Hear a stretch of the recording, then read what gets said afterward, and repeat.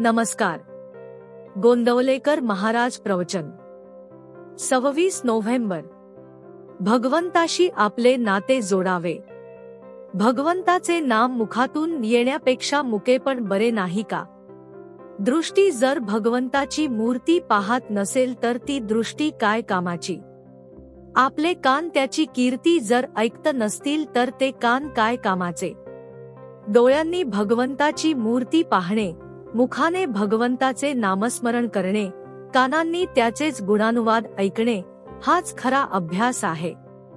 भगवत चरित्र ऐकायचे कशासाठी? तर त्याप्रमाणे वागण्यासाठी.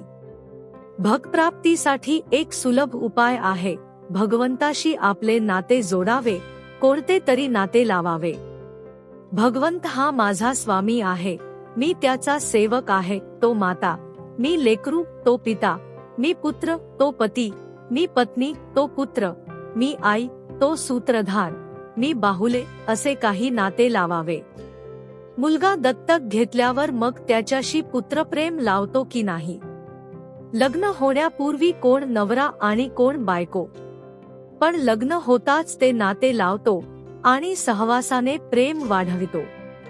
प्रेम केल्याने प्रेम वाढते. तसे भगवंताविषयीचे प्रेम कोणचे तरी नाते लावून वाढवावे, किंबहुना तो स्वभावच व्हावा, म्हणजे भगवत प्राप्ती सुलभ होते. हनुमंताने दास्यभक्ती केली, रामाला आपल्या हृदयातच ठेवले.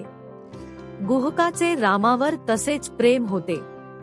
रावणाने शत्रू म्हणून, भरताने भाऊ म्हणून, सीतामाईने पती म्हणून, बिभीषणाने मित्र म्हणून, हनुमंताने स्वामी म्हणून भगवंताला आपलासा करून घेतलाच. ज्या गावात मारुती नाही त्या गावात राहूच नये. मारुती गावात नसेल तर निदान आपल्या घरी तरी ठेवावा. घरात देवाची उपासना करावी. घर हे मंदिराप्रमाणे असावे. परान्न म्हणजे दुसऱ्याने मिळविलेले अन्न. आपण घरी जे अन्न खातो ते देखील परान्नच आहे, कारण अन्नदाता परमात्माच आहे. त्याचे स्मरण ठेवून अन्न खावे. चवीला बळी न पडता जरूर असेल तेव्हा आणि तेवढेच खाणे, याचे नाव सात्विक आहार होय. मुख्य म्हणजे प्रत्येक गोष्टीत भगवंताची आठवण राहिली पाहिजे, मग ते खाणे, पिणे, गाणे, बजावणे, हिंडणे काहीही असो.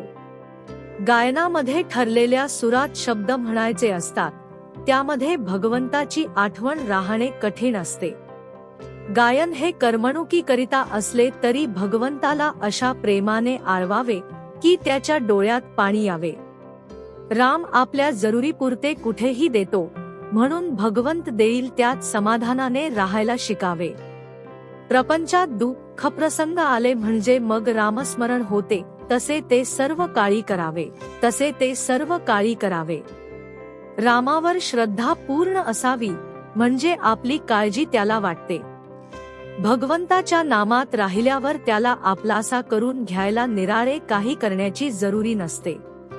श्रीराम समर्थ.